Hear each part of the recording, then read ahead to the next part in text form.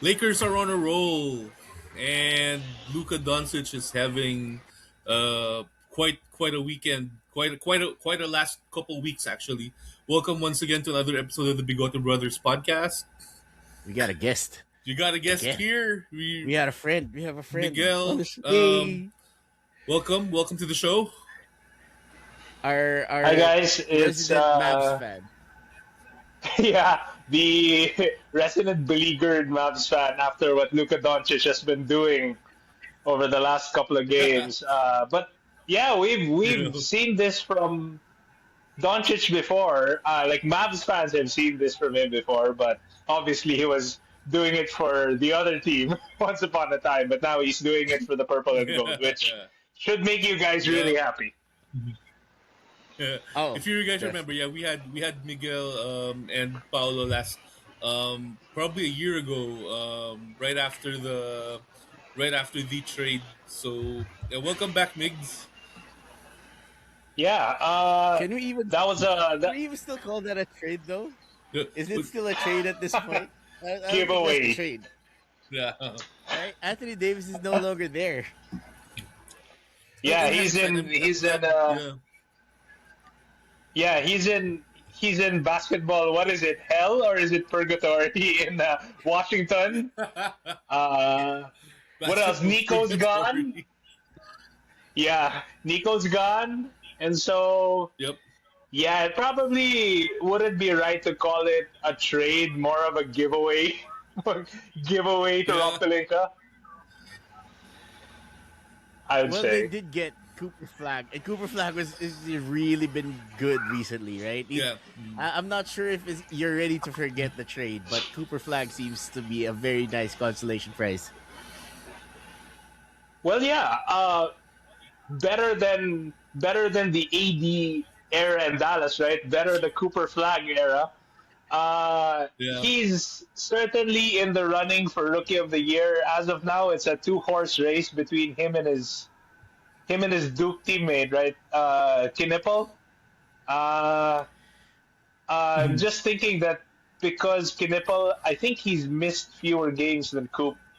He may actually end up getting Rookie of the Year at this point. What do you guys think? Ooh.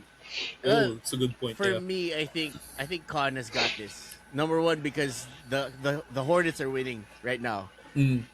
It is Yeah, very unexpected results coming from the Hornets. They've been really fun to watch. I've been watching a lot more Hornets games recently, not just for Right. Lamelo Ball, but yeah. I mean, what do you think, Jeb? I think Con Yeah. is the Con, leader. Should be. Con might be rookie of the year.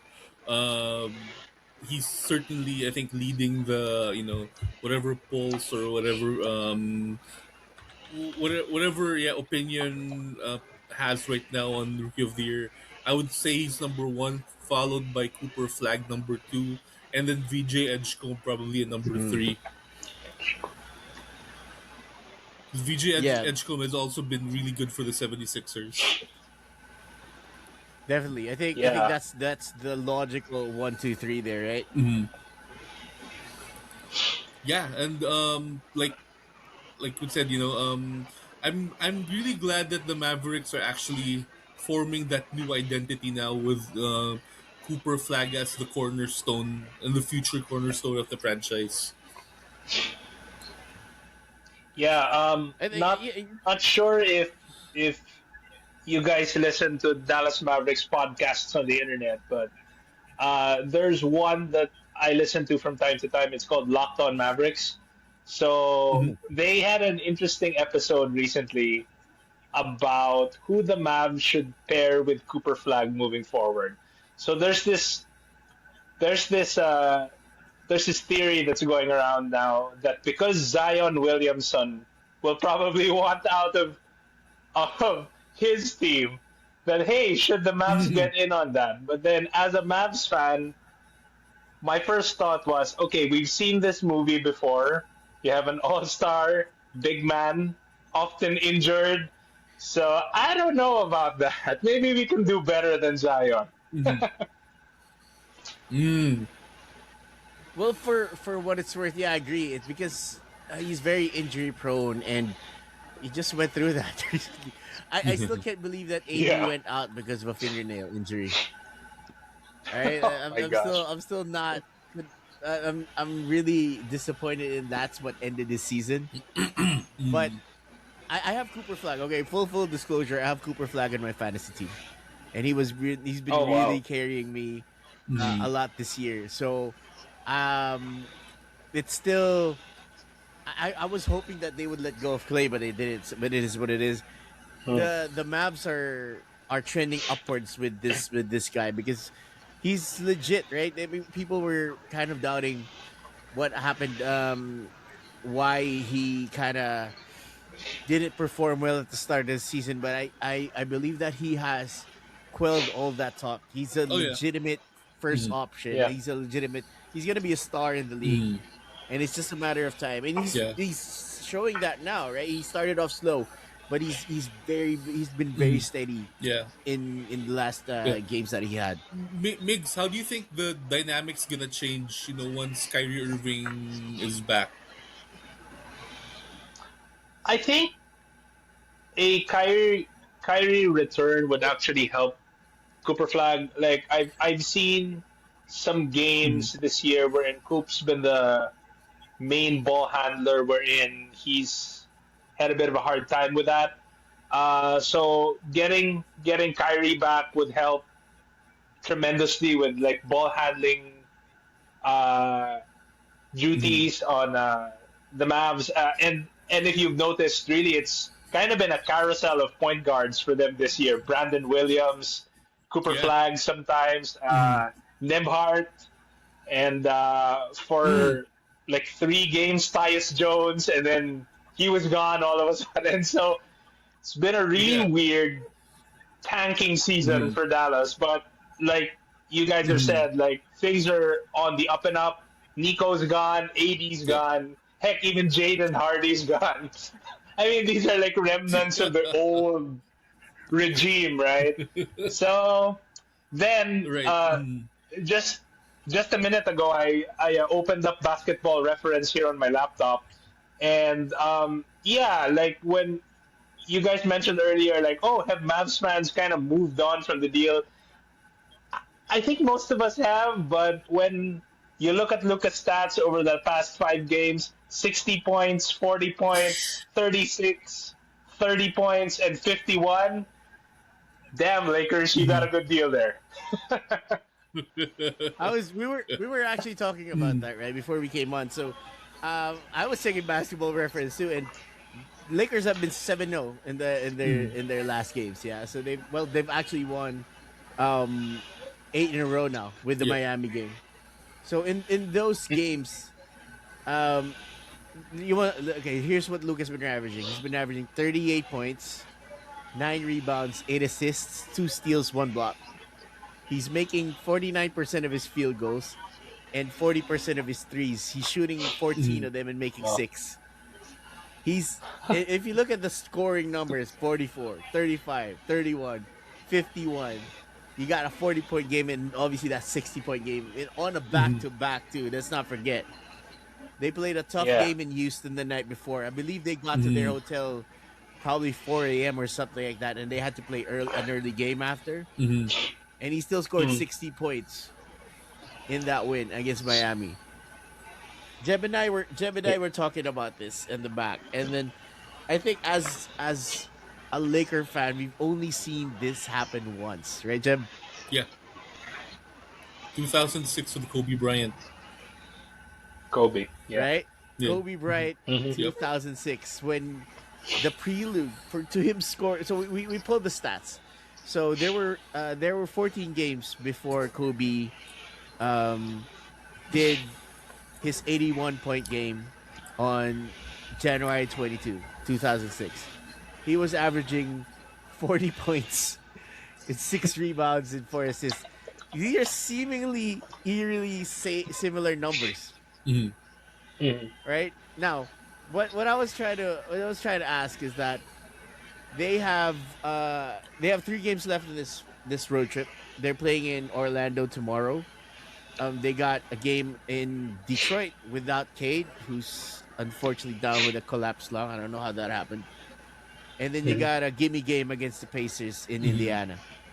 Then they go home to face the Brooklyn Nets, and at the end of the month, on the 30th of March, the Lakers are going to be playing at home against the Washington Wizards.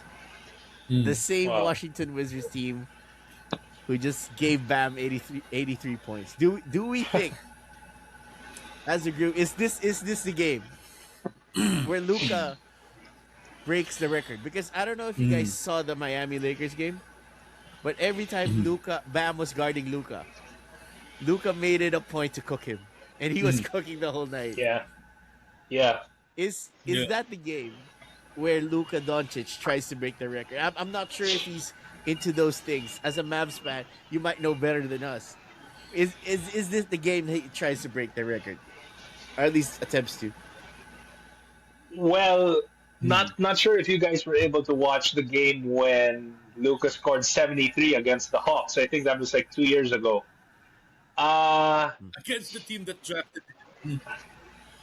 yeah, and I think Lucas the sort of player who is aware of these things, and Mm. if Right. he realizes that okay, Bam just scored 83 a week ago or whatever, and if he realizes that hey, it's Washington. This is the same team that Bam scored 83 against, knowing the competitive kind of guy Luca is. Once he gets that smirk, that smirk he gets.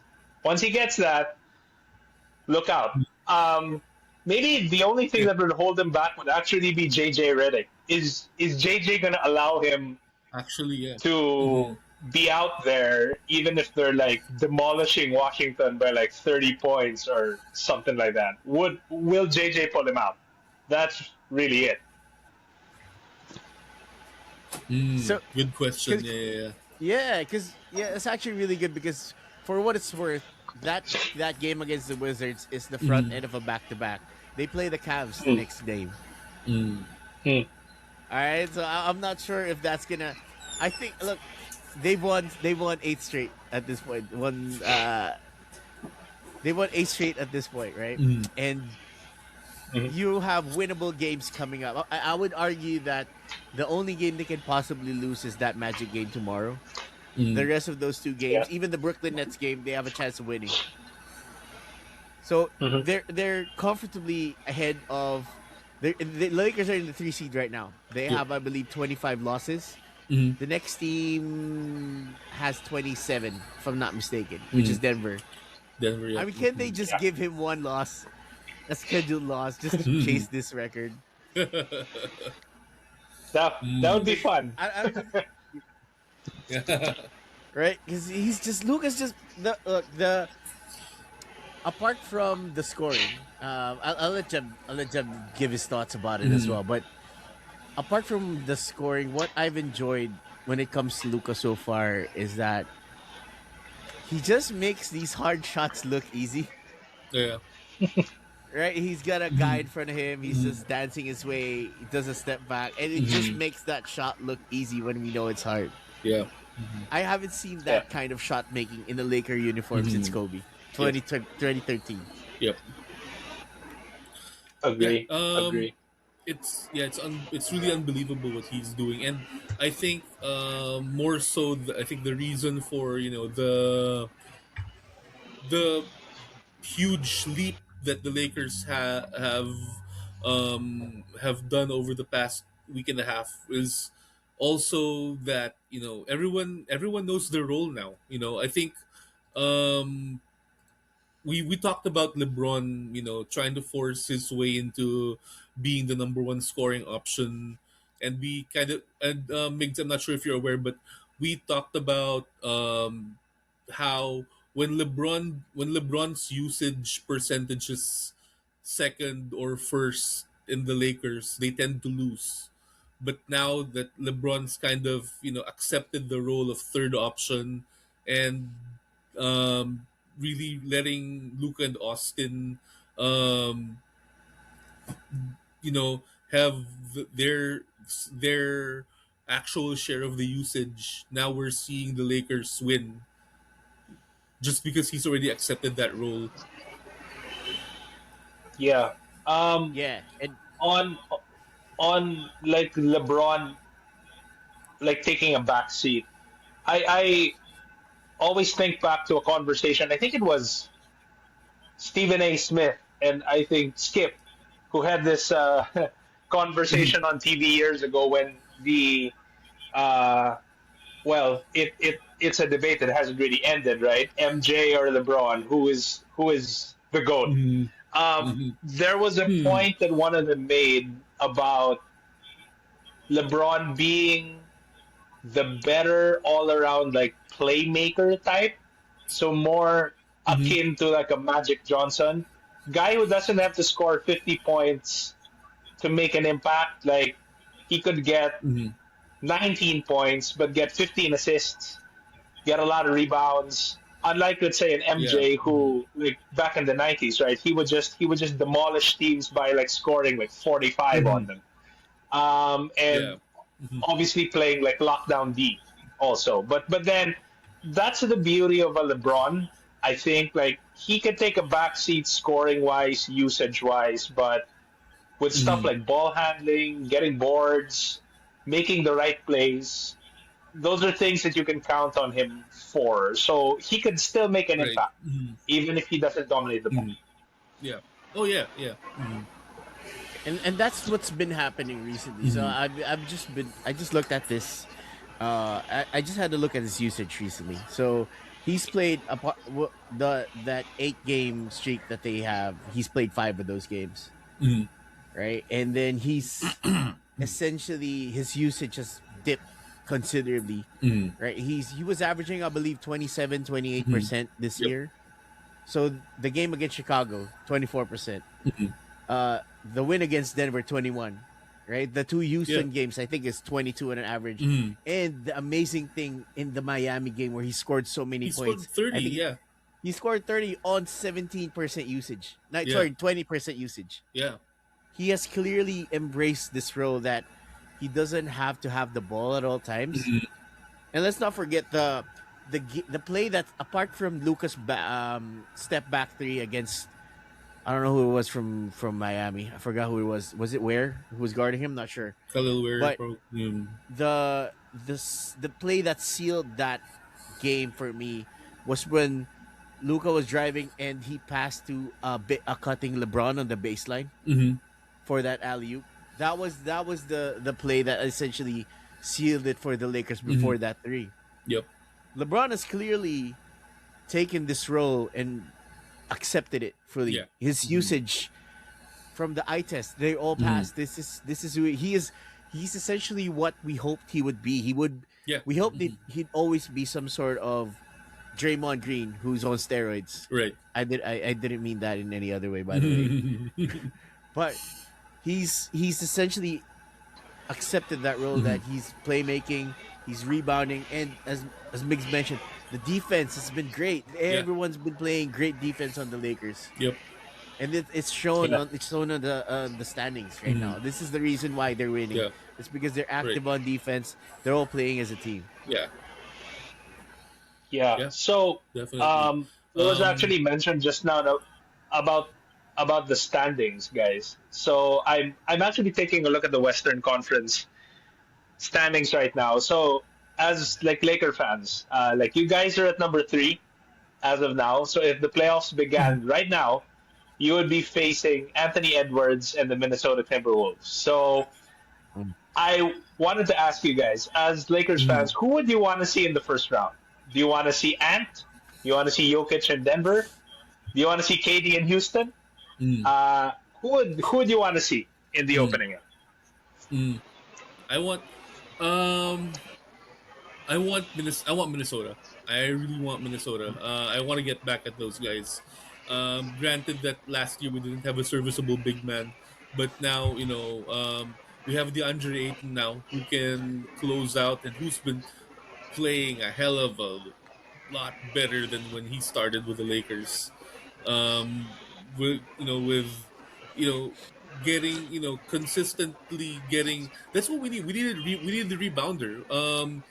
Last year against Minnesota, like Gobert was playing like Shaquille O'Neal because we didn't have a serviceable big man. So, but now we have Aiton who can, who can get some rebounds, who can get blocks. I think, I will right now. I will want either Minnesota or Houston, but definitely we want to get back at the Timberwolves this year. Hmm. I I want Iguodala. No, I'm just kidding. No, honestly speaking, look, the Wolves have been horrible this year, right? The Wolves are the Wolves haven't beaten the Lakers this year. If we're Yeah. talking about an easy out, Mhm. Minnesota would be that. As far Yeah. as that payback is concerned, I'll be good. Hmm. But if we're being honest with each other, when I first saw this team play this way, I'm not really scared about anyone out there. Hmm. Maybe apart from the Phoenix Suns. Yeah. Yeah. But Uh, as far as a Phoenix. first round Oh. opponent, I really Phoenix don't. has had I their honestly don't care. Phoenix has had their number this year for some reason. But that again, that Uh, was when they started playing all of this defense, though. Yeah. That was when LeBron was still trying to be LeBron. But Yeah. now he's clearly. If this holds true, if this Mhm. LeBron continues to do what he's doing, I honestly don't see anybody beating this team outside of Thunder or Spurs Mhm. in a Mm. 7-game series. I Right. think they've Mhm. just gone from a first round exit to a potential Western Conference Finals team. Right. That's the jump. That for me, this is the jump that they made, Mhm. given how they've been playing and how the roles have been solidified. Because Luca, Austin Mhm. has been sometimes on and off, but Mhm. he's been consistent in driving inside and slicing through that defense. Mhm. And LeBron has been an amazing playmaker, decision maker. He's taking efficient shots Mhm. and he's just cutting off. But how are you gonna stop that kind of player Mhm. from wrecking damage on your team for the defense, right? Mhm. So Aiden has been playing very well, right? And so this team is definitely on the road. They're peaking right now. Mhm. So I'm not. Look. I'm call me a homer, but I'm really confident about their chances now. Yeah. Even against the Thunder, or the Spurs, which for me will be their toughest outs in Right. this Yeah. playoffs. Yep. Yeah. All right. Um. Speaking of toughest outs, yeah. All Yeah. right, go. Oh no, I was just about to say that. If if I were a Lakers fan, I would think, okay, we can probably beat Denver, but I don't think Aiton wants to see Jokic in round one. I don't think. I don't think like Yeah. Yeah. yeah, like the Lakers Yeah. could probably beat Denver because Denver has no bench as of now.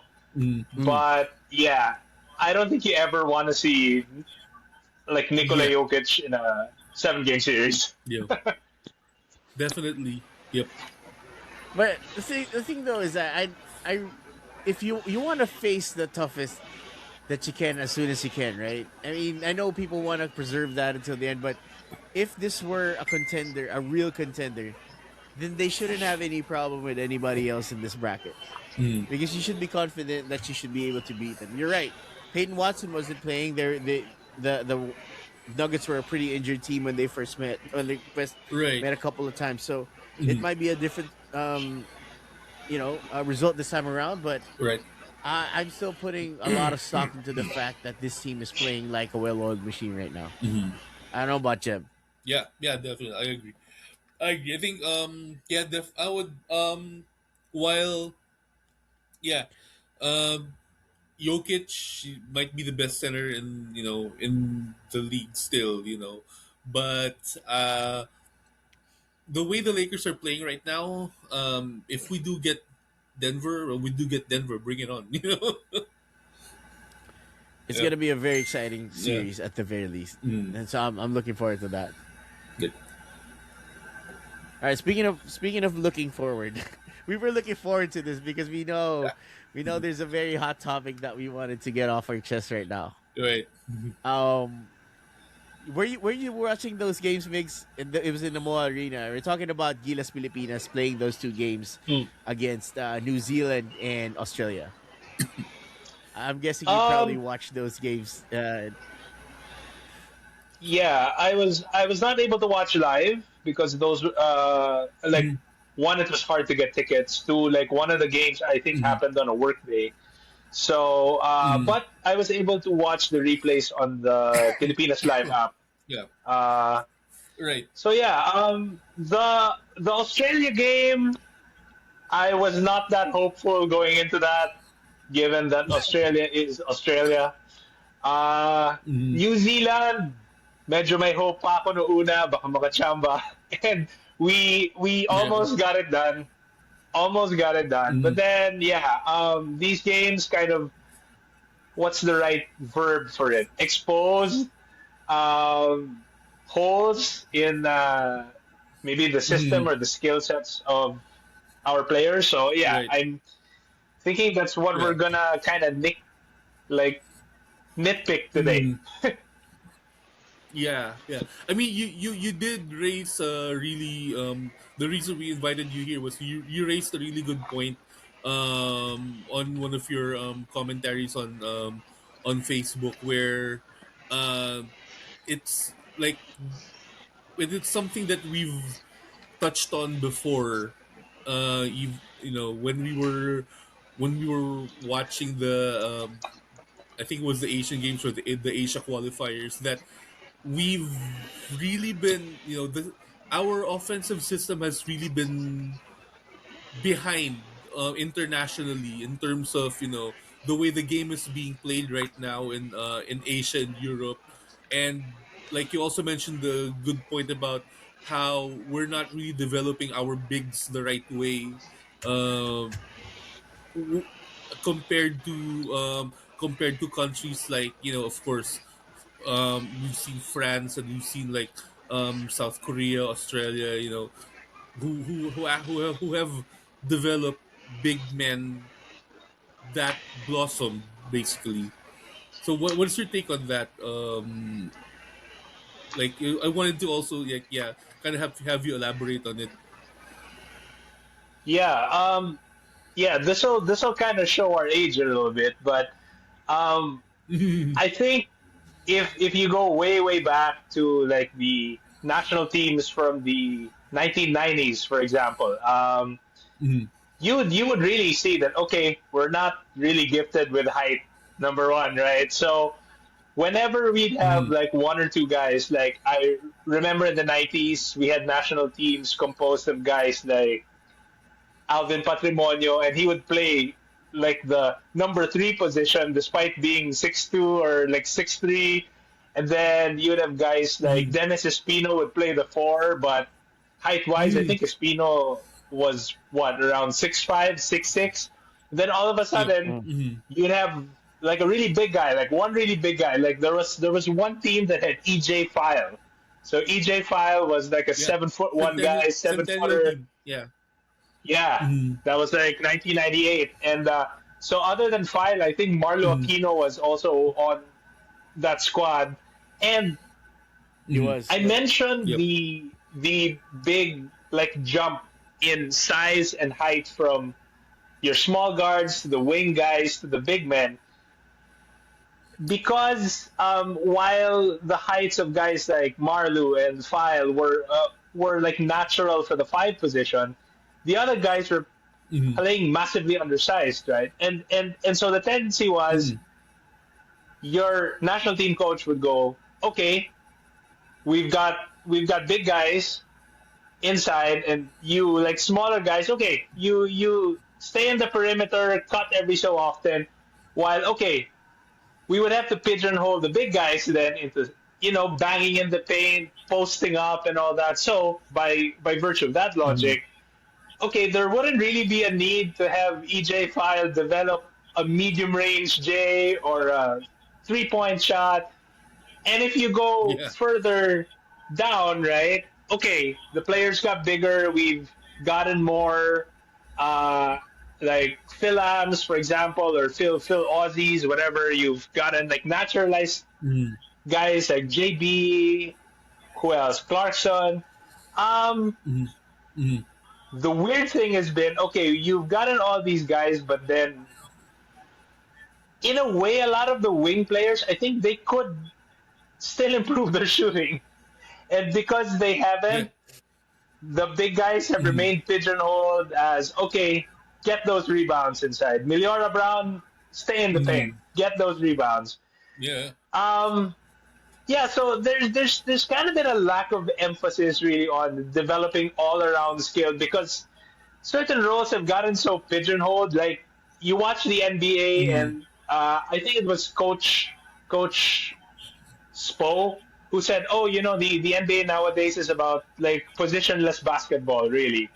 Um, Mhm. yeah, that's because you have like big guys shooting threes, and you have big guys handling the ball like three men or like two guards. That's Mhm. why they're able to say, okay, the NBA is about positionless basketball. But then, Mhm. yeah, it's the commentary on this. You would have to get a bit historical, I guess. You would have to go back in Mhm. time and see, okay, uh, Mhm. you would even have to go like grassroots. Pag malaking tao Mhm. ka, pag big guy ka, down to like the Milo Best level, to where the kids learn Mhm. fundamentals. It's like, and we've Yeah. we've all played Mhm. basketball before, right? In college, in high school, in grade school. It's like I was actually tall for my age at one point in time. Not that I was any good at basketball, but because I was one of the bigger kids, they were like, "Stay inside, Migz, jump sa loob, just wait for My boy rebounds." Migz. Yeah. Hello. Yeah. just like lob it Yeah. into Migz, right? So yeah, Mhm. yeah. So we've like pigeonholed their players too much. I don't know what you guys think. What do you think? Mhm. Yeah. Sige, go ahead. Go ahead.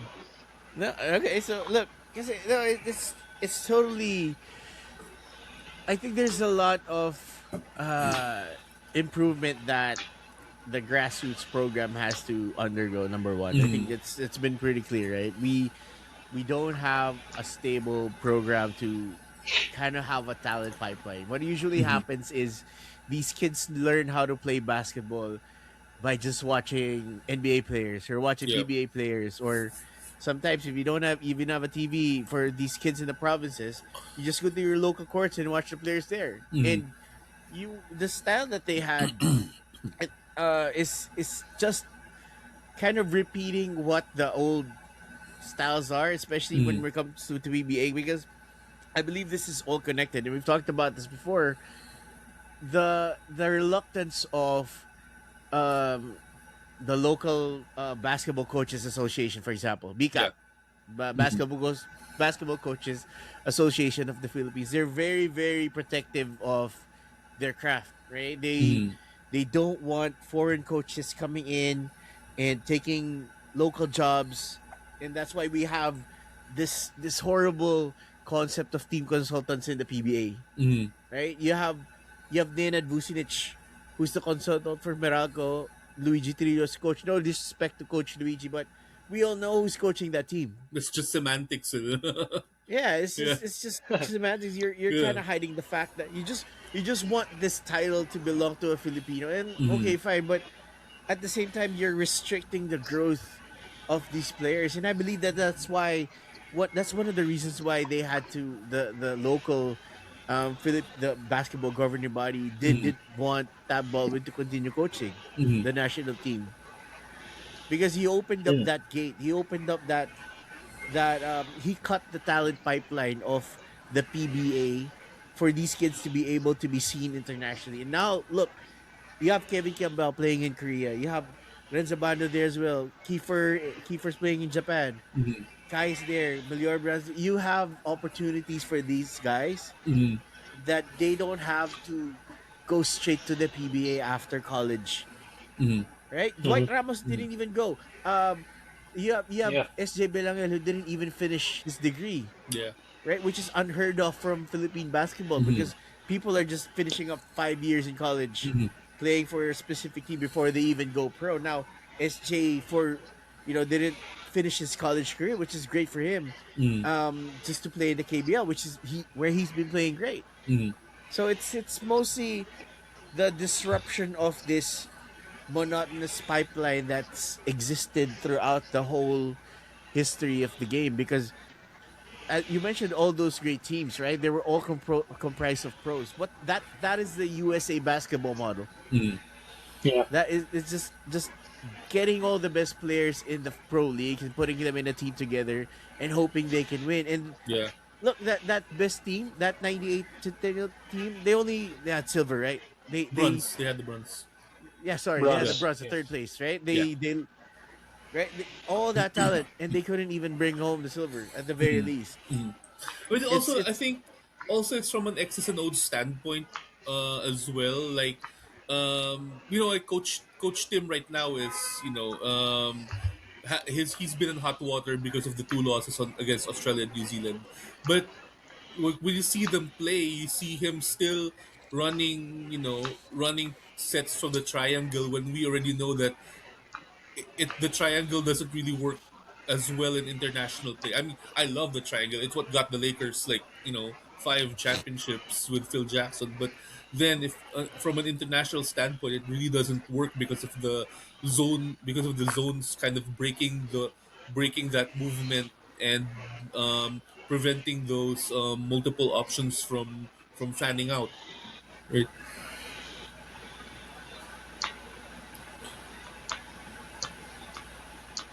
So. yeah. So Um, and look, it's what we've already established, right? One, the grassroots program is non-existent. There's no way for yeah. these kids to know how to play the right way. Hmm. All they have are the people they watch. That's it. And Yeah. the people they watch are the pro players in the PBA or the pro players in the NBA. It is what it is. Hmm. And those players, especially in the NBA, they're a lot more talented than us. Mm. They're a lot more athletic. Yeah. They're taller. there's there's there's so many things that you shouldn't copy from NBA players because Hmm. as Filipinos we're just not built that way. Yeah. Hmm. Don't you guys Yeah. Mm. agree? Yeah. Yeah. There So was there was an interview a couple of years back, guys. It was Coach Tab Baldwin was on the podcast of Eric Mink. Eric Mink actually had a yeah, podcast back in the Mm. day. Yeah, and Hmm. yeah, Yeah. very, very, very candidly, Coach Tab said, the issue with Philippine basketball here, whether it's on the amateur level or on the professional level, would be we're too NBA centric, and the Mm. the right way to go about things might be to teach more fundamentals to the kids, a la what they do in Europe. So like in Europe, Yeah. like in the EuroLeague, you've heard of guys like Tony Parker and Luca being so good Hmm. at the fundamentals at age what 15, 16, being in the pro league, beating men off the dribble for shots, right? Yeah. So that that's a byproduct of really focusing on the fundamentals, and you've heard it a thousand Hmm. times. Really, guys like Jokic, all of these like Hmm. European big guys being so skilled at Hmm. passing Yeah. and all of these Hmm. fine motor skills. So like go as far back as Hmm. Arvidas Sabonis from back in the 80s and 90s, right? Yeah. Arvidas. So Hmm. it's a legacy that European basketball and training has had for so long. And Hmm. Coach Tab said, Hmm. okay, maybe we should embrace those concepts rather than what like you guys just said, right?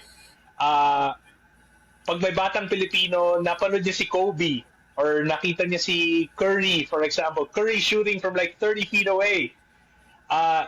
Ginagaya nila yun. They emulate that, but is it Yeah. right for an Yeah. ordinary kid from Manila to say, Yeah. okay, Yeah. gonna bring up the ball and I'm gonna pull up from the Hmm. logo, and that's a good shot. Yeah. Yeah. So yeah, Hmm. so definitely agree with you guys that what they see Hmm. during the All Star game or during an NBA regular season Hmm. game isn't necessarily what's right Yeah. for Yeah. I mean, emulation. I remember because if you know me, I'm not sure if you remember Migz. My dad used to work with the PBA and the PBL, and Mm, yeah. he did the comment. He worked on op-ed one time back in '99. I think he wrote something for, I forgot what newspaper it is, in the aftermath of the Centennial squad's bronze finish. But Yeah, he did already mention even as far back as that time that we were too reliant on one-on-one play, and and also our reluctance to really defend the 3-point shot, which was the primary weapon of like teams like Korea and China. I mean, they did have their bigs, but they had one. They would have like the Great Wall. Remember, if you remember, like Wang Jiji, Batirmeng, Yao Ming. But then, aside from Yeah. those three, all the other players from 1 to 12 were all shooters. Could shoot. Yeah. For Yeah, real. yeah, Wasn't what's yeah. his name on that team? Like Sun Yue, former Laker, was on that team, right? So New Yep. was on the Beijing, yeah, the Beijing squad. But if you go back, para Yeah. sila Hu Weidong, remember like Oh my gosh, yeah. Gong Chaobin. If you remember Gong those Xiaobing, I names. remember These Yeah, are, yeah, yun yung wow. pogi, di ba? yeah, Si yeah, Gong yeah, Xiaobing yung pogi. yeah, Pogi, Yung oh. Gwaping yun, nakadil yung gwaping. buhok. Oh, yeah, yeah, Gwaping yeah, yun. Oh, oh. yeah, wow. yeah. But There's even there's even that I don't know if which Filipino commentator said it, but there was I don't know if it's an urban legend or it's really real, but uh, they said that the Korean national team practiced threes by sitting on the floor they do, or they sitting did. in chairs. Yeah, Mhm. yeah. I Wow. think it was one of my dad's imports back then in the PBL. Played in Korea. Saw the I think Yonsei University team practicing practicing their 3-point shots while cross-legged sitting down on the floor. Wow. Diba? Just practicing that Crazy. form. We don't Yeah. have that kind of the Yeah. Philippines doesn't have any that kind of skills coaching. Diba? Yeah. It's mostly Yeah. Mm. let's just focus on this part first, right? So we already mentioned the grassroots program, it's lacking, and then the skills coaching is not there. You're essentially just letting these kids play, and you're letting these pros just play like they should. And you notice that in this team from Tim Cohn's Gilas, who are the best players in that team, who are the ones that are producing the most, it's those guys who are playing in those overseas leagues or the ones who Mm. trained overseas. Si Right. Papa Dwight, yung best player niya. Yeah. Right? Yeah. Dwight, yeah. Without Dwight Ramos is the most stable presence in that team, even if he's not shooting, because he's doing Right. so many things. Yeah. Right? He's a Yeah. 6'4" guy with guard skills, which is something Yeah. rare in the Philippines. Yeah. I mean, honestly, if I were to if we were to kind of pitch, our, how what's one thing we want Filipino grassroots programs to emulate or like really copy. The best, I think, the perfect example of what international basketball is looking like would be, I would probably definitely show them a game tape of the Argentinian 2004 gold medal winning team. Mm. Dude, those I Yeah. mean, if you guys saw the way they moved the ball, that was just beautiful basketball. Mm. And for sure they beat the US, right? So Yeah, I mean, yeah. they have a nickname, right? The that team golden had a nickname. generation. That was it. Yeah, Yeah. there was the Scola, Yeah. Manu. Manu, Campazzo, Carlos Arroyo was on that team. who's it? Well, Puerto Rican. I think it was Puerto Puerto Rican though. Rico, Yeah, Carlos Arroyo's Puerto Rican. yeah, yeah. Oh, right, right. Yeah, but Yeah, so you I had think Puerto Scola, Rico beat Oberto them Manu. as was well. there. Oberto, Oberto, Scola, yeah. yeah, yeah. Yeah. Right? So and then you have the coaching as well. I think this is kind of something that people don't want to address a lot. Right? Yeah. I mean, look, if you ask me, I honestly think that Shot Reyes got the bad rap. I think he was doing the best he can with what was given to him, Yep, yep. right? It just so happens that what was out there and his it just wasn't a fit, really. I don't want to Mm. blame this on one person. I don't want to say the coaching's bad. I don't want to say this is bad. But the thing is, we already saw what good coaching means and what the impact of good coaching is with this team. We Yeah. saw Tab Baldwin's Ateneo Gilas team. Okay, I think the only difference that they had was they had RJ Abarientos. Mm. They had Tamay. I think they had Carl Archie Tamayo on the Barrientos, team as Carl well, Tamayo, And Justin Carl, Balcazar. yeah. right? They had no, Mm. Mm. they had non-Ateneo players. They beat Korea twice, Yeah. right? Twice. They beat the Team A of Korea twice, when the Philippines had to have essentially god tier performances from Alapag and Jason Castro and Mm. Mhm. uh, Andre Black to even beat Korea the Yeah. last time they did. Mm. But these college kids playing in a specific system, the coaching, the way they spread the floor, the way they shared the ball is what beat Korea. The effort that they gave on both sides of the ball. So I think what Yeah. happened there was the people saw what Tab Baldwin, or aka a foreign coach, can bring to the table. And then you have Chotton there, was put in a situation where there's this expectation. It kind of was given a horrible set of cards, in my opinion, Mm. because the Mm. dribble drive system that he had, that worked because he had the personnel to make it work. Yeah. Like in It was the 2013. Yeah. Mm. right. It was a great fit. Jimmy Alapag could shoot. He could drive the ball. Jason Castro, one of the fastest players in the league. Mm. You had those guys who could make this offense run. Mm. But then when the World Cup came, and this is where I think I don't know whose fault it is. I'm not sure, but I still want to know who made Jordan Clarkson, Michael Jordan, in that World Cup, because that's what's the frustrating thing about it is for Mm. me. You had this whole build up. I think they had this program 23 for 23 or something like that, Mm. right? Yeah. And then you go to a World Cup. You have an NBA caliber player, and then all what that happened was they just gave him the ball for the whole game and They just, yeah. let Yeah. him shoot. That's kind of for me. That's the most frustrating thing about that whole Mm. experience. Mhm. How Yeah. about you guys? Yeah. Honestly, yeah, that's definitely. Yeah. Yeah. I just wanted to share, right? During that FIBA window when Jordan Clarkson was on the team, I remember Mm. watching the game against China in Araneta. So I was with my dad and I was with my Mm. wife, and so everyone was so hungry for a win that night because the entire tournament to Yeah. that point had been such a Uh, disappointment.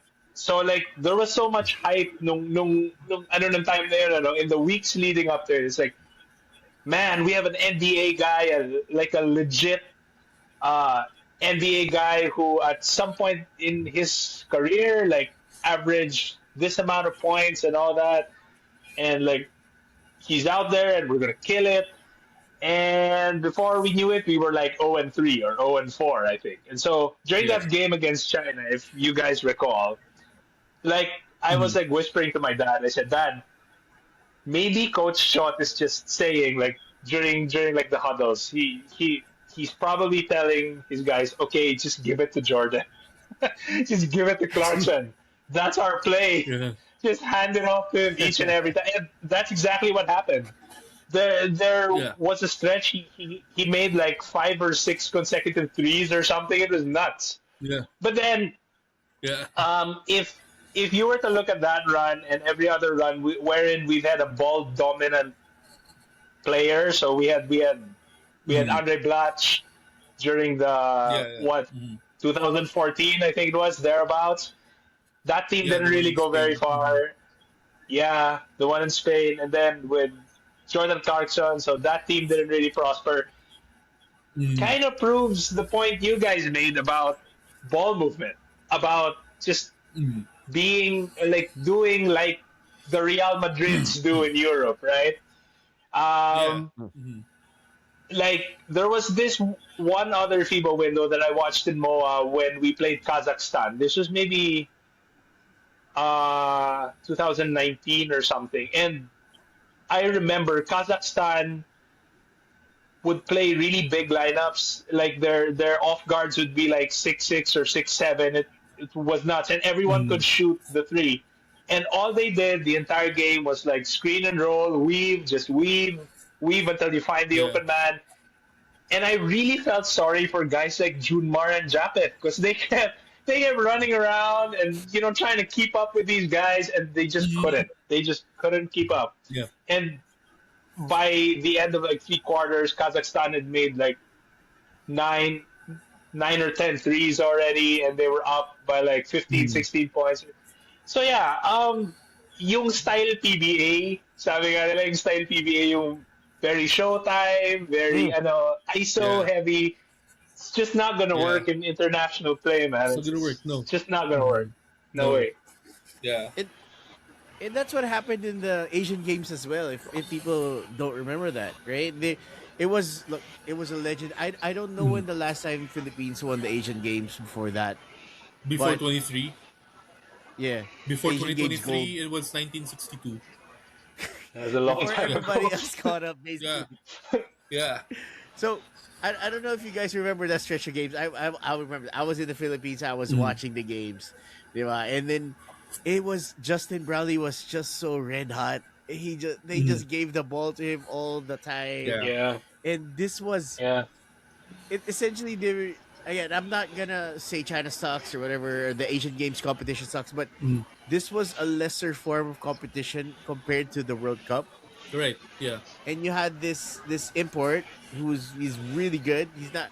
I mean, I think he played in the summer league or at least the training camp. So he's, but he hasn't played in a regular season NBA game. Unlike Clarkson, who's six man of the year, Yeah. right? And Hmm. they managed to go through that tournament even against China. I think it was in the semis they went against China, right? Yeah. Yeah. Where Brownlee was just hitting these impossible Yeah. shots. It's not Yeah, even it's not even part of the play. They were losing the ball, scramble, get three open. It's not even those set plays that they had. He was Mhm. just making shots, Yeah. right? The stuff yeah, that Luca makes on the regular, Mhm. and that's how they won yes, that gold. Yeah. Diba? And then yeah. Mhm. if we circled back to these games in this recent FIBA window, I agree. Australia was always going to be a scheduled Mhm. loss. There's no way that the Philippines on their best day beats Yeah. Australia. It's just not gonna Mm. happen. Okay, Mhm. I'd be happy if we lose by 20 points. Mhm. But I agree, the New Zealand one, and me living here, I have some sort of visibility in how the program goes. They develop their players here. Okay, they have a Mm. program here that develops these young players and takes them to places Mhm. and all that stuff. It's not as progressive as what Australia is doing, Mhm. but they do have a program which it shows they're Mhm. better at basketball than the Philippines, and given the fact that they're kind of bigger than us too as well. But Mhm. why? I guess what I'm trying to say is that I really didn't expect too much from the Philippine team against those two teams, because the Mhm. moment that Australia and New Zealand entered FIBA Asia, I knew that the best chance the Philippines has is gone. There's Mhm. no way they're gonna beat Australia. New Zealand is always gonna be a tough game. Mhm. They need to be on their A game to even beat China. And China Yeah. right now is reloading, right? Yeah. It's not they're not as dominant as was they once were. They're no Iran longer is s- super dominant Asian team. Yeah. right. It's Iran been is gone Australia. too. Yeah, it's been Australia right now. Right? Hamid Haddadi's Mhm. retired. He used to give the Philippines a lot of trouble. Yep. Right? So Iran's out of the picture. Japan's starting to pick up again. Yeah. So that's another threat. And I think I saw Chinese Taipei is picking up as well. Mhm. Where does this leave the Philippines now that we've kind of highlighted some of the problems that they've had? Yeah. What's the outlook here? What's the end game here? Because from the interviews that Timko did, he was very adamant on saying that missing Kai Soto was big for them. It was a huge blow because I mean apparently he needs Kai Soto for some reason, Mhm. right? So are we saying that without Kai this team is done? Mm. Maybe not done, but then this could be a good opportunity for the higher ups to really like see this as the chance to, okay, before we fall off any further, maybe we should really hunker down and see. Okay, like June Mar is at that age where, and he's on the cusp of really retiring. Japeth has already Mm, retired, and so you yeah. have other guys like JB is kind of up there in age also. So we're at Mm, that stage we're in. It won't be enough to just recruit another JB, like to get a Malik Diouf, for mm, example, to replace like that. yeah. That isn't really enough. Like we have to pair that really with what like you guys have been saying. Really, we need to let this be the signal of a more structured development program. And I know, and you Mm, guys know that it takes like in the Philippines, it takes money, it takes political will, all of these things. But then, yeah, this could really be the signal that okay, we're among not really the big boys, but we're kind of up there already, and so that we don't lose our grip on this would be the time to be more mm. structured about things. Yeah, And I agree. Totally one agree. of Yeah. you, yeah, like one of you mentioned earlier, like um, back in the old days, or in a way until now, puro mga professional players yung ginagamit natin, yun yung dream team NBA model, di ba? So yeah, maybe it could be a good chance for us na okay, let's take a look at the NCAA, let's take a look at the UAAP, start them really really young. So um Mm, yeah, like on that note, I actually wanted to ask you guys, and because I know like you guys watch like UAP also and NCAA, like do you see anyone there that could possibly be a future national team player, just no. out of curiosity? That's a good Yeah, that's a good yeah. question. Okay, yeah, that's actually a really good question. I will start by saying number one, I think definitely Jacob Cortez. I can see him in the future as one of one of those who's gonna carry the who's gonna carry the Philippine flag. I love his game. I really love his game. He's not as shifty and or not as not as much of an end one player like his dad, but What? I Yeah. love how he gets I love how he gets his shot up, and just the way he's really tailored for today's game. Mm. Siyempre, he's also an Yeah. Jano Gibbs, kailangan. He's supposed to be on the team, right? Yeah, I mean, Jano Gears. I like, No Gibbs, bro. Yeah. I mean, you have to have Jano Gibbs on the team. He's not, Yeah. Jano Gears. he's a big shot maker. Yeah. He's a bit on the Yeah. small side, but the skills are there. Mhm. You gotta say that the skills are there, and um, he's definitely can be a good asset to the national team. Mhm. I gotta say, well, he's already part of the youth team. Kiefer Alas should be there. There's Kiefer no Alas doubt. definitely. Keeper If you Yeah. need Alas. Mhm. shooting, Yeah. okay? If you need shooting, there's this. You can't do any worse than Kiefer Alas on that team, Mhm. right? So he Yeah. has to be. He has at least considered in the Mhm. future. I know he's a bit small as well, but you can hone that defense a little bit and make sure that he gets the shots. I think he can do some damage. Do you Right. have anyone in mind, Migs? Um, there's a name that popped into my head only because he was in the headlines a couple of weeks ago because he moved from San Beda to LaSalle. What do you guys think of Janty Miller? Mhm. Can he play? Is he eligible for the team? Interesting. So the FIBA rules are kind of weird, right? And I say that because Ange Kwame is actually eligible to play as a local now for the national team. If you guys haven't seen that yet, Mm. so there apparently is a residency rule.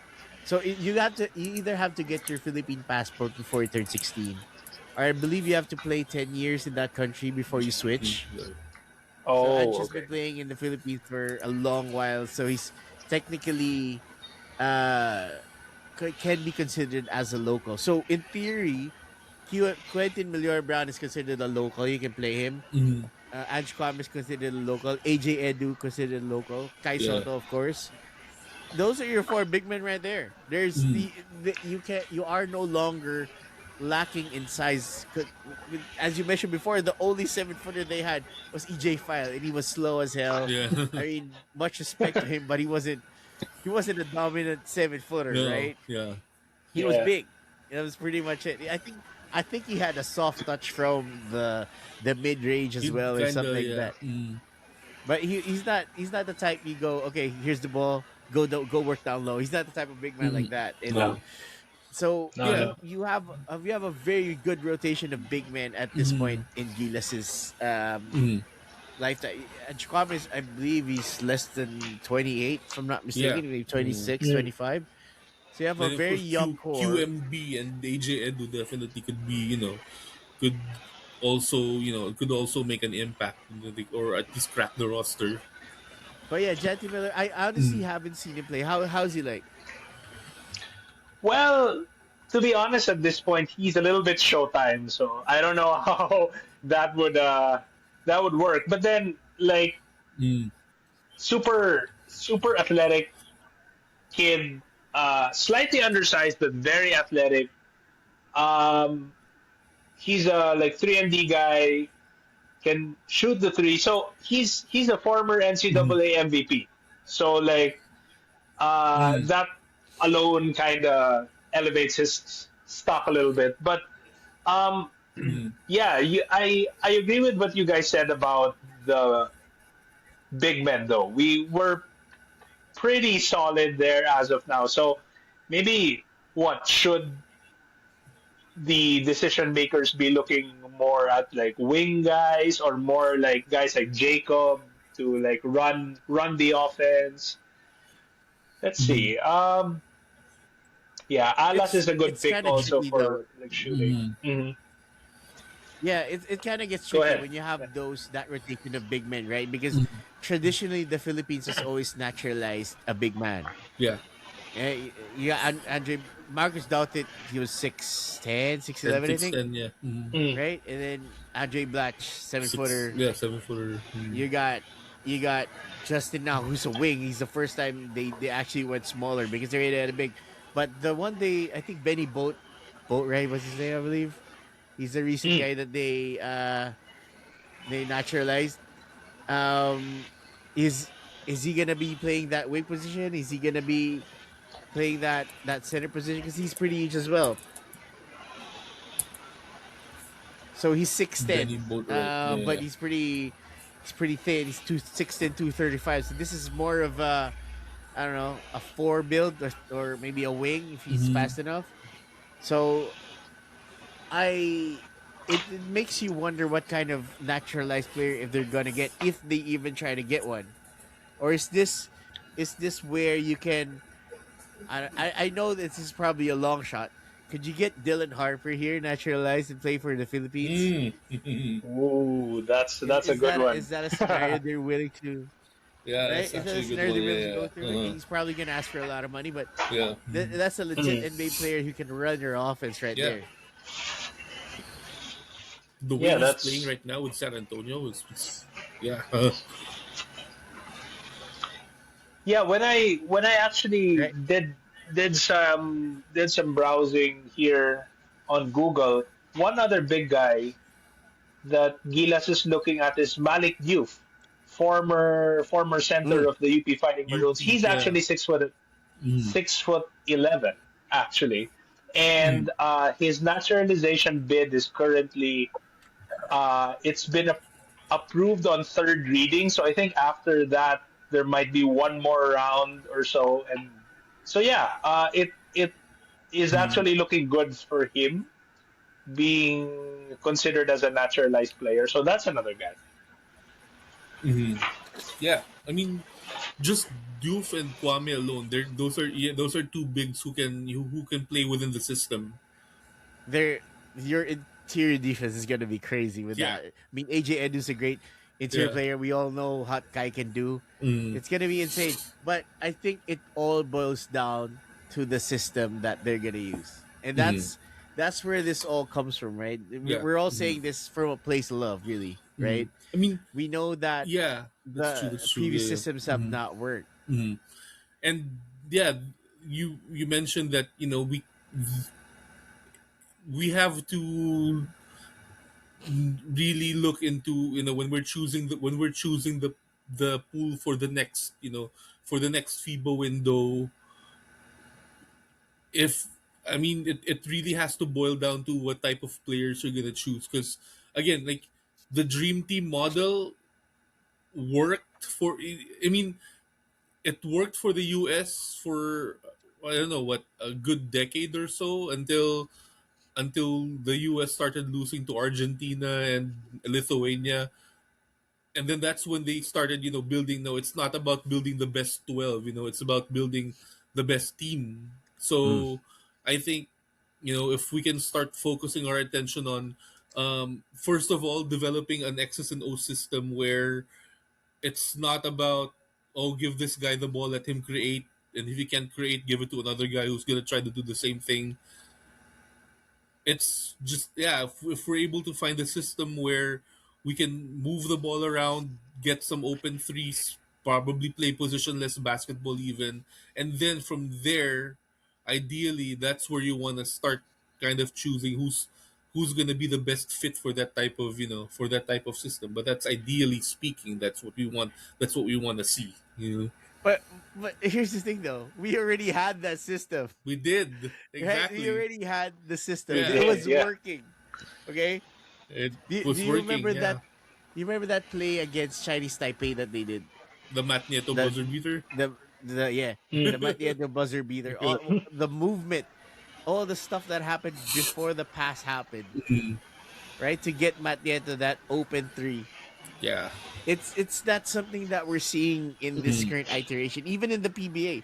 The games that I've watched, it's the same thing as I've been watching when I was there. Mhm. They stuck in this. The PBA has been stuck into this kind of play style that's you parang ano, it's what you see sa kanto eh. Yeah, Di yeah, ba? When you go to Yeah. your local Basketball sa basketball court, kanto. it's the same. It's the same game. yeah. It's the Oh. same thing, but with higher level players. Di ba? So Mhm. we already, I think we already had the system. It's a matter of whether they're able to, and I'm talking about the SBP here, Mm. whether they're able to realize what they have to do and actually do it. Because Yeah, there's a lot of politics in play. I'll let you talk through it, Jeb. But yeah. there's a lot of politics in play that There really people don't is, even want to talk about. Yeah. That's kind of the more Yeah. frustrating thing about this. The frustrating thing is they kind of, they they're driving away the one coach who's actually forward thinking, and and has delivered this type of system with the results to show for it. Yeah, so Right? So mhm, yung B Cup, it's really the Basketball Coaches Association of the Philippines yeah. and their reluctance to kind of let these other coaches kind of basically put some Mhm. roots down. Diba? I mean, we can't always Mm. have Tim Cohn. I know he's American, but they recognize him as Filipino. So why can't you do the same thing for other coaches? There's Mhm. other coaches that are more capable of steering this team in the future. Yeah. Because as long as whoever they pick, SBP, whoever, Mhm. as long as they pick a coach who has ties to the PBA, it's never gonna work. It's always gonna have, they will have some sort of, I guess, loyalty to Mhm. whoever pays their, the Yeah. PBA team that pays them. Yeah. It's gonna be tricky to expect that coach. You have to to give that coach full autonomy on everything. Exactly. And Yeah. I don't think the SBP is ready to do that. Mhm. I don't know what you guys think. Yeah, I totally agree. I totally agree. I mean, we've historically we've allowed, like, foreign coaches to coach in the PBA, but there wasn't really a lot of continuity. Like, for example, Talk and Text. Remember, if you I don't know if you guys remember that Bill Bano in there as a Bill Bano. coach, and then Yeah. Paul Woolpert, but they're like, what, one Hmm. conference, one season, and then they kind of left, because because the B Cup traditionally has always called for their, has always called for them. Oh, you can't let this guy coach. You can't let this guy coach. But that's what happens. Um, I think I mentioned way before in one of the episodes where Bobby Parks was actually tapped by my dad to coach Shell, and he did. He coached them for like the first few games of the first conference until the BCAP interfered and said, "No, we can't. We can't have you coach." But then Norman Black was already coaching San Miguel, so why can't Bobby Parks Mm. coach? You know, Coach Yeah. Shell. Well, they hired Arlene Rodriguez, who was his assistant, kind of calling the shots. But again, it was all semantics at Mm. that point. Bobby Parks was the one who was still calling it from the bench, and he won best import, and then Shell won that first championship, in that infamous walkout. If you guys remember that, with Oh yeah. with Jaworski and Añejo. Wow. That's like Yeah, going deep into the yeah. archives there. Wow. Yeah, man. Yeah, And yeah. I don't know if you guys I don't know if you guys remember this. I don't know if you guys remember this coach from back in 2003, si John Moran from yung Shell. He Moran. benched Rich Yeah, Alvarez. Moran. Yeah, he benched Oh Rich yeah. Alvarez as a rookie or something. Yeah, I remember that. Yeah. Yeah. Kasi mga midnight Yeah, practices. and like wasn't Alvarez the like number one pick, or like he was in the top three, He right? was the number He one. was he was Was. He a He was. much He was. hyped was. rookie, and Mm. then he got benched by John Moran. So Yeah. yeah. Yeah, so Yeah. there's seems to really be this fear of like Mm. embracing like international experts or international standards, like Mm. and this just came to mind. Isn't there this rule that the PBA has now that if a player has played in an international league like the KBL or in Taipei, Mm. they can't come back to the PBA for X number of years or like something. There's this rule that's being enforced now. Mm. So by virtue Oh, of that, I didn't know that. yeah, like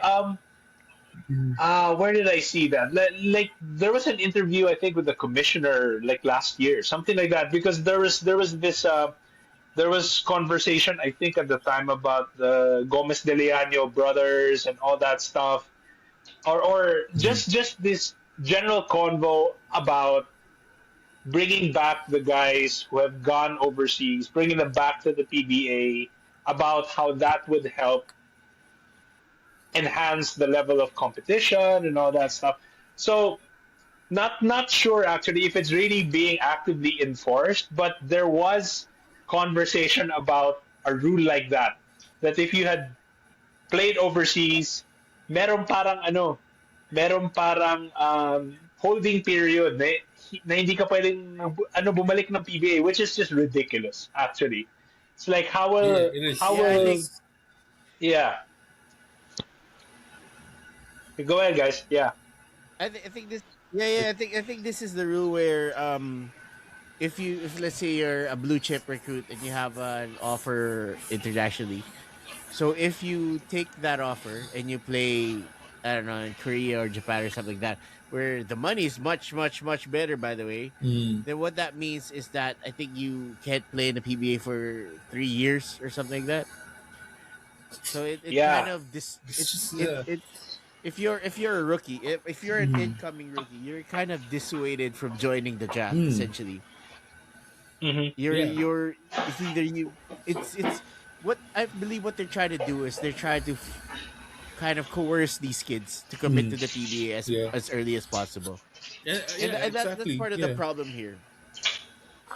And at the same time, if you're a blue chip athlete, and and of course, you know that in Korea or Japan, the money's much better and the competition is much, much better. Gives you more, more ceiling to kind of, work on your game. Why would you turn that down? But then of Mm. course, and when the time comes that you kind of, okay, I've I've I've played a few years here under my belt. It's now time to come back home, and then you can't come back home, and you can't play there for 3 years. That's ridiculous. Yeah, Yeah, it's wild. it's all about preserving that pipeline for Mm, them. Yeah, right. They want these kids to enter this PBA draft as early as possible. So they mm, want, like, the PBA is what, 12, 14 teams or something like that. mm, There's only enough room for everybody, right? You have people from abroad wanting to play. You have blue chip rookies. mm, You have everybody else wanting to trying to get to the PBA.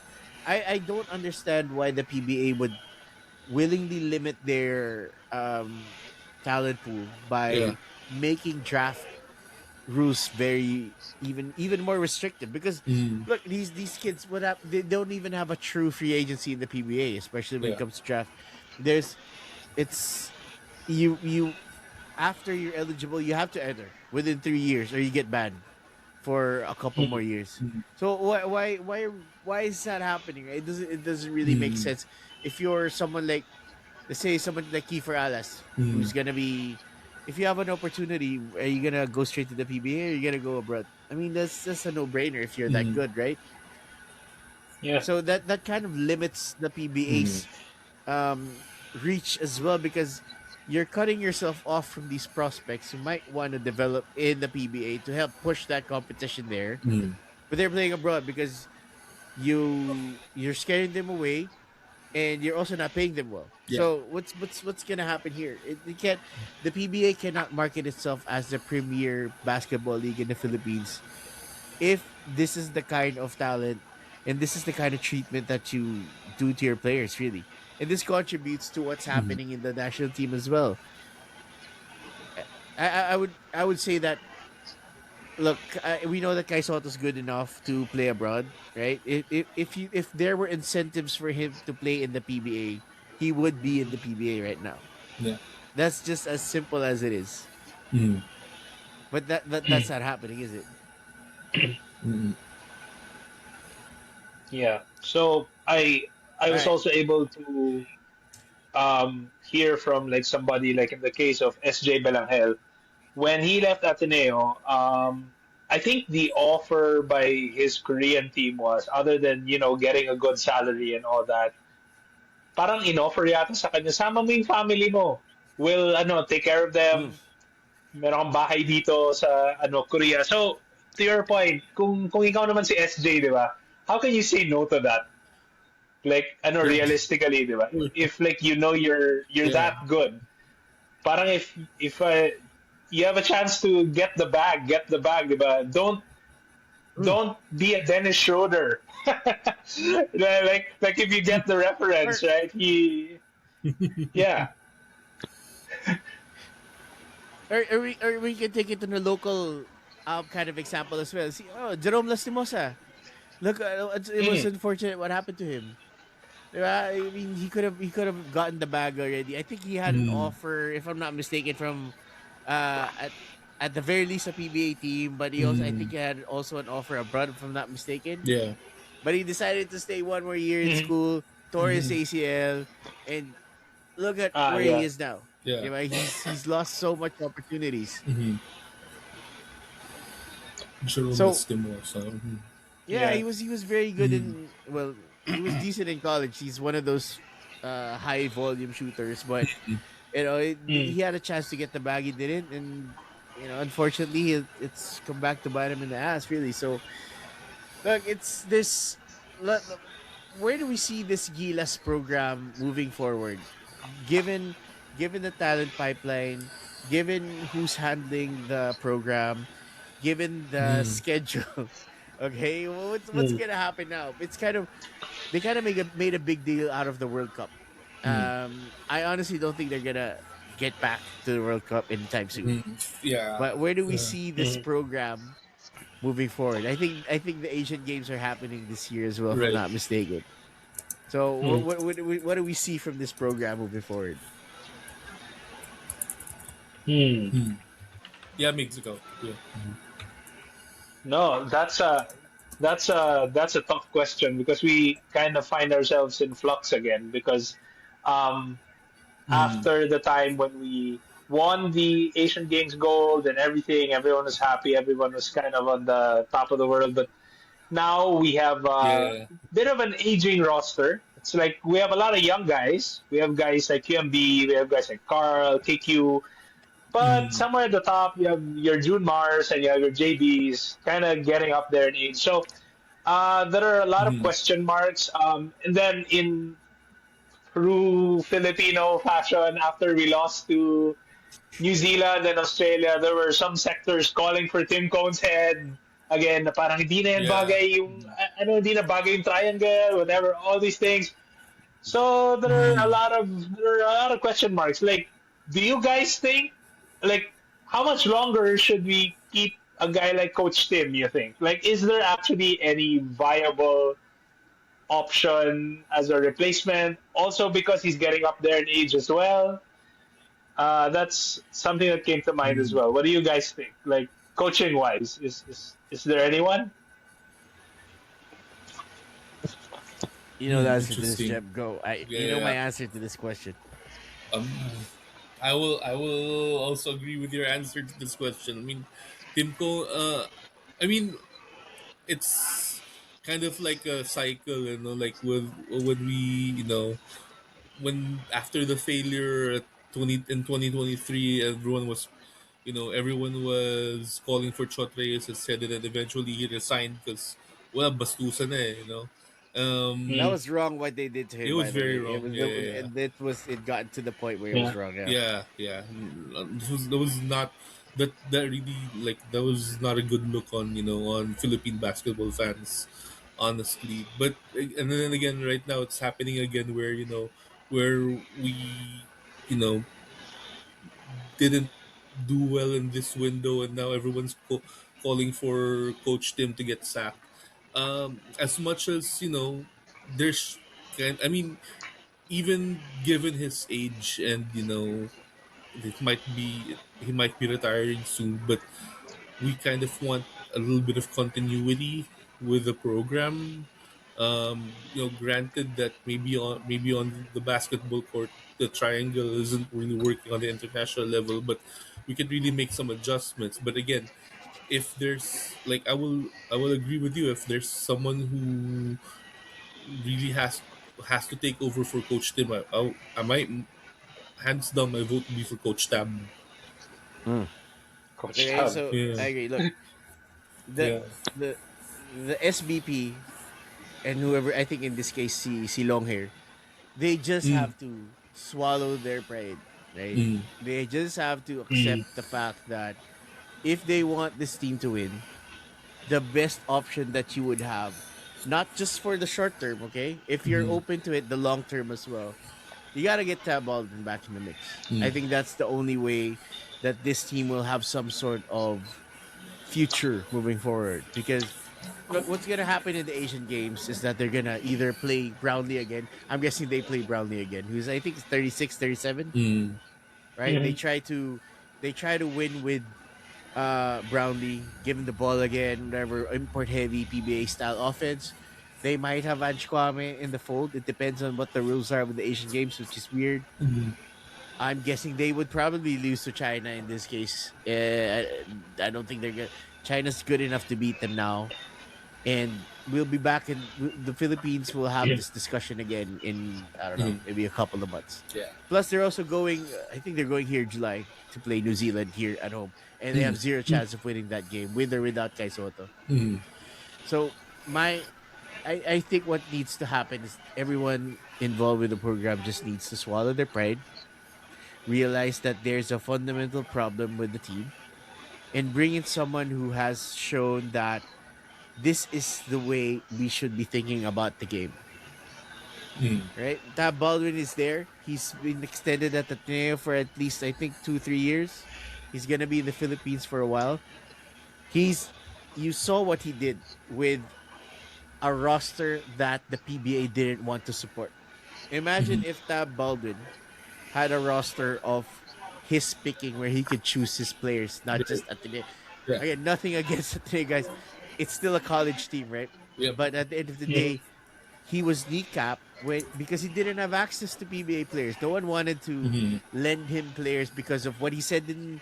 There's Yeah. two things, right? What he said in Eric Menk's podcast, and then the other thing was I don't remember whose podcast it was, but he said something about PBA coaches, the PBA not applying the rules fairly for everyone and all that stuff, and that really pissed the PBA off, right? That I Yeah. think that apart from the tactical immaturity line that he gave to Eric Meg, the bigger deal is when he criticized the PBA, and that's when they stopped sending players over. Mm. That's when they were reluctant to give him the players that he needed.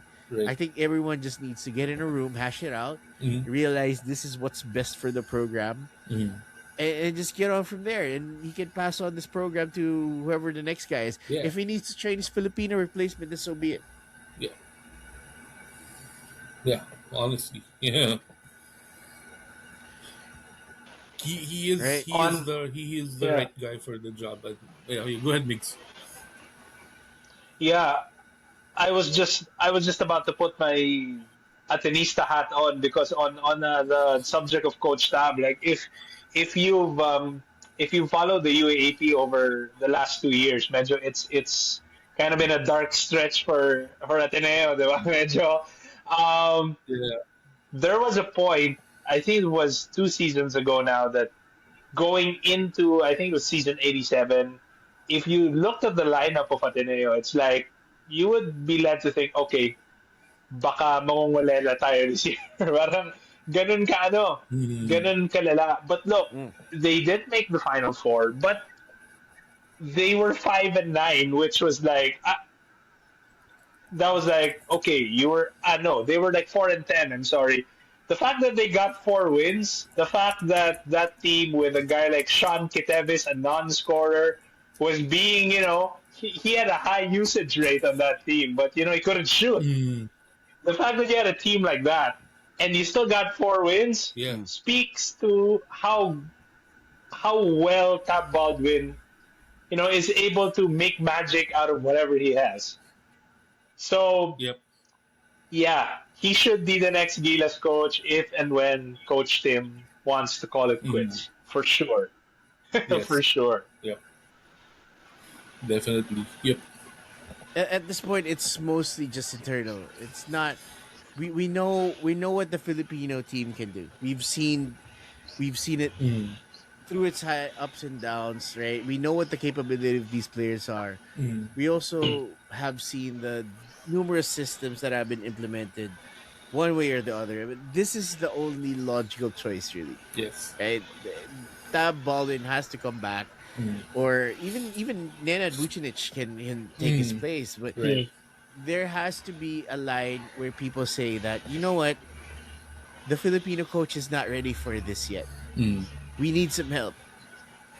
That's gotta be where everyone's mind should be, right? Mm. Because this old style of, okay, let's get a PBA coach. He's won X amount of titles.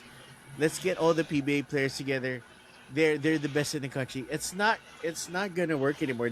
We're not Mm. America. We're not NBA. Yep. There's no way for us to compete in the international game playing the style that is in the PBA. It's just not gonna happen. And Yeah. I find it funny that they even put the 4 point line because they want people to be shooters. That's kind Oh of my God. that's kind of the most horrible The idea 4 point that they line. put in that league. Yeah. You know, Yeah. I mean, it's just horrible. It's just play the game the right way. We're not Americans. We can never play like Americans, and we shouldn't be playing Mhm. like Americans. So Exactly. they gotta It's realize that yeah. our advantages will come from Mm. tactics.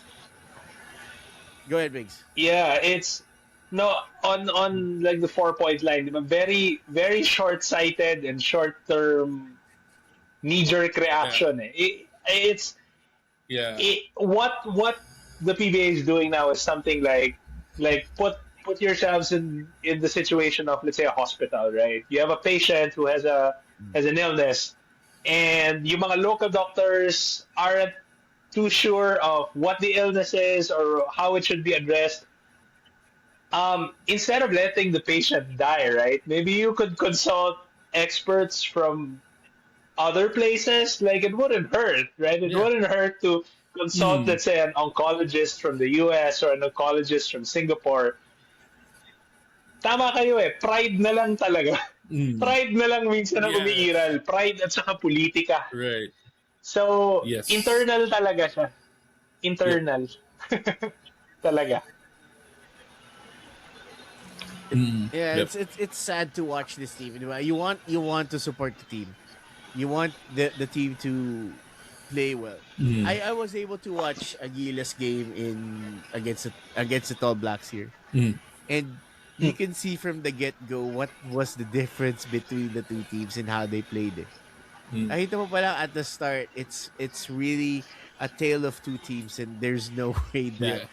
the Philippines was gonna be Mm. able to pull that off. It's just a sad thing to watch. Na you're still watching a PBA team go up against other international teams who are better coached, have a Mm. better infrastructure in place. Mm. I mean, better players is an understatement, and yet what's the most frustrating thing as a fan, and I'm sure you guys can agree, is the way the people inside have handled it. You already Yes. know what's Mm. going on. You already know what the problems are, Mm. and for some reason they don't want to fix it. That's the most frustrating thing about all this for me. Yep. Yeah. 100%. True. Like Big says, right? It's you know it's the how pride and politics have kind of taken over the whole the it's taken over the decision making, and has really overshadowed, like, common sense methods on how to kind of change the whole program, and and kind of tailor it to how the game is played now, and how just and just how player development should really be. So there's still a lot, still a lot that we have to work on, and until we've done that, we're gonna just see, we're gonna just see the program be where it currently is right now. And it is frustrating as a basketball fan, as a as a Filipino, who I know, the country's passion for the game is just at another level. It's frustrating. It's frustrating to see how where the current situation of the program right now. I mean, we're here watching this in real time, but Migz is out there watching it live. But Yeah, I want to hear what he thinks about the whole yeah, situation. yeah. Uh, not sure when you guys last watched a live like PBA game. Has it been what, like a decade or like less? More I mean, for what it's worth, I from. watched Mhm. the Bol game last night. Oh no, like what I mean by live is nasa Araneta kayo or nasa Mall of Asia kayo. Tagal na ba? No, it's been a while. It's been a while. Oh yeah, Although yeah. although I have a plan. I don't know if you don't you probably don't know Mix, but Jeb and I have a new favorite team in the PBA.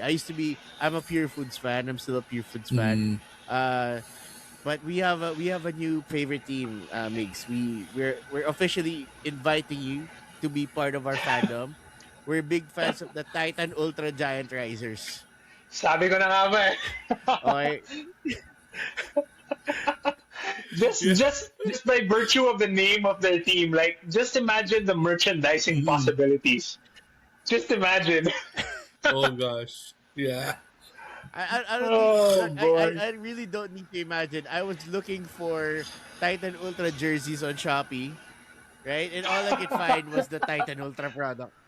Okay, The I don't need actual that, product. but yeah, the actual gas station fill product. Okay, yung ano bibili mo lang sa kanto yun eh. Hindi, it's not even doctor prescribed. Eh. The Titan Ultra product has those no therapeutic claims. Yeah. I'll add at the end.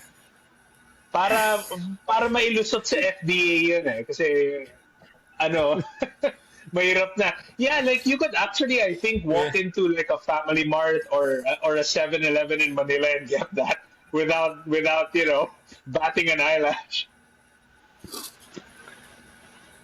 Yeah, you But could yeah, like I literally. haven't watched a PBA Yeah, game in years. Uh, Yeah. yeah.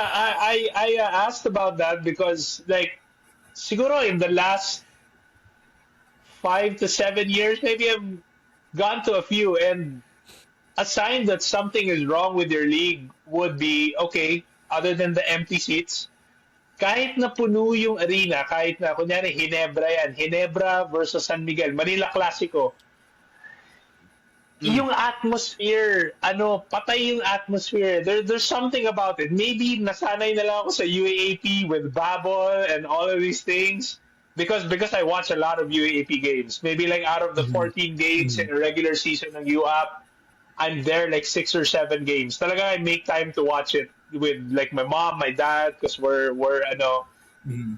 we're really diehards ng Blue Eagles. Eh. So Yeah. yeah, there's like really something wrong with that league other than the play style. Talaga the atmosphere Mm, is dead. There's mm, parang yung nangyari nga kahapon, yung nag-away yung import kahapon, di ba? Pampagising nga yun eh. Uy, there's some action going on. medyo medyo naging wake up siya actually. So mm. Jeb might actually have something to say about this because nga yung father mo Jeb worked in the old PBA, Mhm. Oh when yeah. you had guys like Bobby Yeah. Parks there and all that. Mm. Nakakamiss yun. Nakakamiss yung old PBA from like the 90s and the Yeah. early 2000s. Yung mga Yeah. 'di ba, yung mga Hinebra nila Mm. Benny Cheng, yung mga Nolly Locsin, ganun. Wilmer Nakakamiss Ong. yun. Yung, Yeah. yung Wilmer yung Ong, yun Bash ang Brothers na Bobel Ginebra ka ng with generation na yun eh, di ba? Taga-foul. Will Wilmer Ong and Benny Cheng, di ba? Benny Right. Cheng, di ba? Pag-drive ka siguro, Don't pag-drive ka forget about masasaktan ka eh. yung, I think one of Oo. my favorite players in the era is the garbage man, Freddy Abude. Freddy Freddy Abud, the Abuda. Di ba? scavenger. Right? Yeah, One of like my San favorite Miguel had road a players. bunch of those guys. They had Abuda, but they had Yeah. si Yeah. Art de la Cruz, di ba? Si Art de la Art Cruz de la was, Cruz. di ba? He was a hustle Si, guy also. And Mike, then Mike Mustre. si Mustre, si Mike Mu, si Yeah. Joey Mente, mga ganun, di ba? Yeah. Yung mga old school PBA na Yeah. magandang Kakamiss, kakamiss. Yeah. magandang Mhm. magandang game laruin like sa isang podcast or what. Yeah, a bunch of guys in our age group just talk Mhm. about mga obscure, let's say PBA players Let's from your do that. childhood that like you kind of miss, yung mga Wilmer Mhm. Ong or yung Yeah. mga Jojo Martin, yung mga sa Shell nung araw. Jojo Martin. Jojo, Yeah. di ba? Yung mga Peter No, Naron. yeah. One guy I remember from Shell back then, panahon when my dad was still a manager, si Onchi de la Cruz. Uy, bad boy What yun, does he Jeff. Bad look boy, di ba? like? Bad boy. Yeah. Ricky Relosa, Bad boy pare. yun. Those guys, diba? The Bruce, diba? Yoyo Villamin, Ricky Relosa, the Bruce Brothers, pare. Whenever you mention Ricky De Losa, I automatically think of Ronnie Tompkins. You remember Ronnie Tompkins? Yeah. Import ng Swift. Di ba? Binatukan ni Ricky Sinapaki Relosa Relosa. yun. Oh, binato. Oo, di ba? Tapos hinabol siya sa court, di ba? Sa ultra pa nga yata yung game na yun eh. Yeah. Yeah. Yeah, those were the But days na Yeah. mas no blood, no foul, pero exciting, di ba? Oh, yeah. Exciting, yeah. And I and remember kasi, like, Shell would have a full-on brass band back then in the 90s. Yeah, Because that's I right. remember that clearly kasi what my mom and her friends would do the day of a game was still sila they were the ones who would who would prepare like sandwiches and drinks for the brass band. Wow. What? Yeah, That's so cool. yeah, yeah, we're gonna feed them. We're gonna make sure they get fed. So my mom would be the one who would be make all those like probably like 30 sandwiches for the brass Wow. band, and then like dinig mo and the whole sa ultra you could hear the brass band. They're whenever Shell would score, you'd hear the horns. Grabe. Yeah, I think Yeah, even like, even Alaska. I think Mm, even Alaska had that thing, mm, right? Because I remember watching old PBA games, mm, and you remember Alaska had this very memorable jingle, right? And that brass band would play the jingle every time they score a basket. yeah, I remember. Yeah, yeah. yeah, I remember that. yeah. Yeah, like that was like Anyway, yeah, you were talking about the early, PBA. Yeah. yeah, yeah, that was like early, 1990s Alaska, if I remember right. Early Yung 90s. mga, Yeah, yeah. Alex Araneta days. Ganon. Mm. Nice. Yeah, Pre Tim so, Cone, pre Tim Cone days. yeah, he's Mm. actually been in the PBA so long that I can't remember who the coach of Alaska was before Tim Cook. It's been there so long. I th- yeah, Na, I think it was Chot. Di ba I June th- Reyes? I think it was Chot. what was it? Yeah, yeah, like Or it coach was, or Chot was probably an assistant. Yeah, yeah, it was one of Let the me Reyes see. yeah, guys, diba? yeah. Yeah, I think it was June Reyes, but let me see.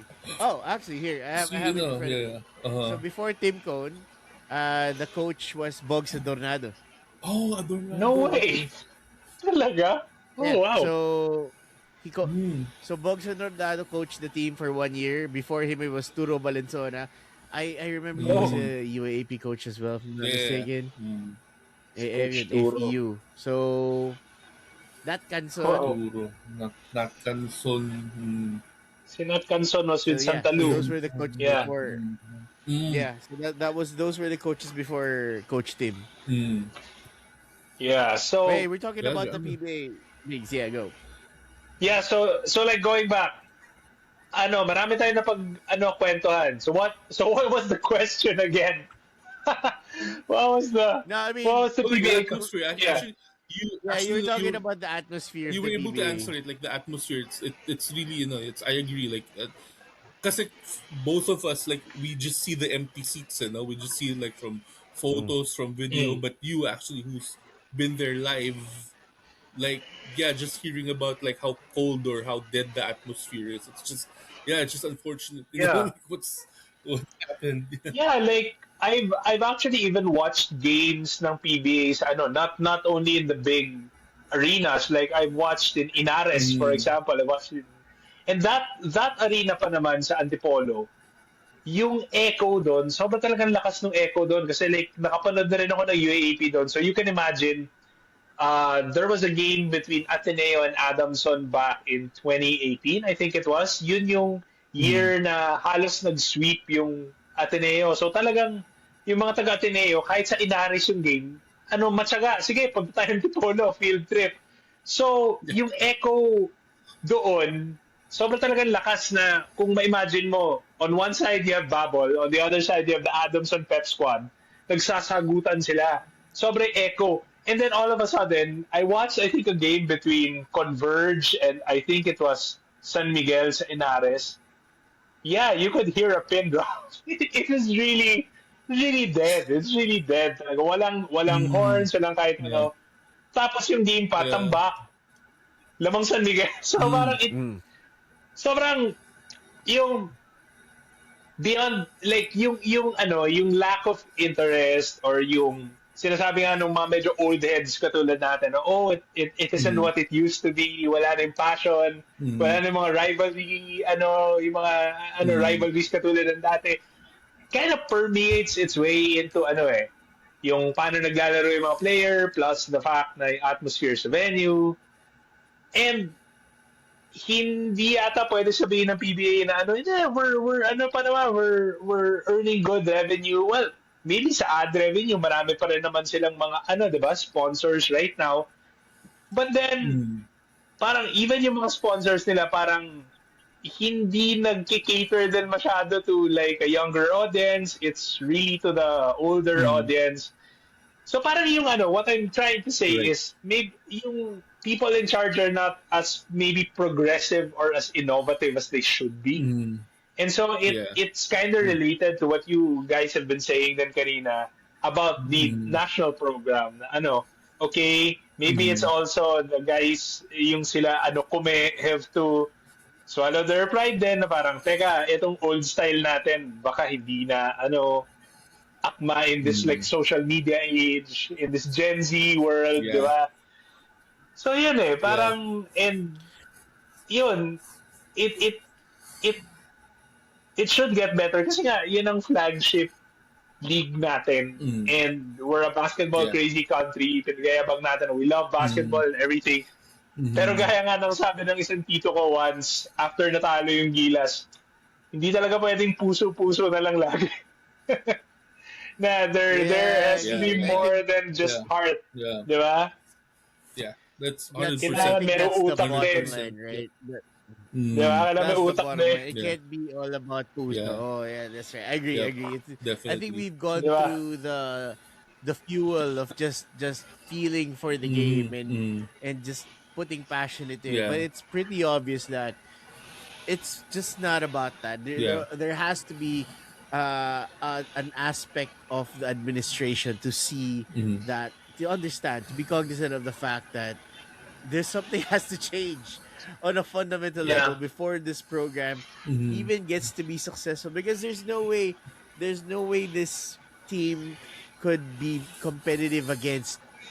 I mean, if you're not competitive against Australia at the very least, then what hope do you have, right? Mm. You're always going to be hoping for a Mm. loss. You're Right. always going to be hoping for a favorable bracket or matchup. Mm. It's always, you can't keep hoping for a favorable Mm. outcome. You have to make it yourself. Mm. So I mean, that's kind of where we're at with this. Yeah. And look, I hate to cut this discussion short. We're having so much fun. Yeah. We definitely have to talk about the PBA one of these days, Yes. because I Mm. mean, I look, with the fact that I don't know if Jeb's starting to watch. I'm starting to watch the Yeah. PBA again just Mhm. because they're online now. Right. Right. So Yeah. I'm excited to watch Yeah. Ball, and I'm excited to watch our favorite team, Titan Ultra. Yep. Titan Ultra Giant Risers, which I'm gonna try to catch a live game. Gonna go there. So that's the plan. Hopefully I can Alright. catch a Yeah. Titan Ultra game. All right, but thanks for joining us, Yeah, Migz. We thanks for joining us, appreciate Midge. that. Yeah, We'll yeah. definitely catch Sure. up with Let's you do it again. again, We'll definitely yeah. have one to talk. Yeah, and look, yeah, Anytime. thanks for joining us. Appreciate you, and everyone else. Thanks for watching. Thanks for like our stuff. Thanks. Cheers.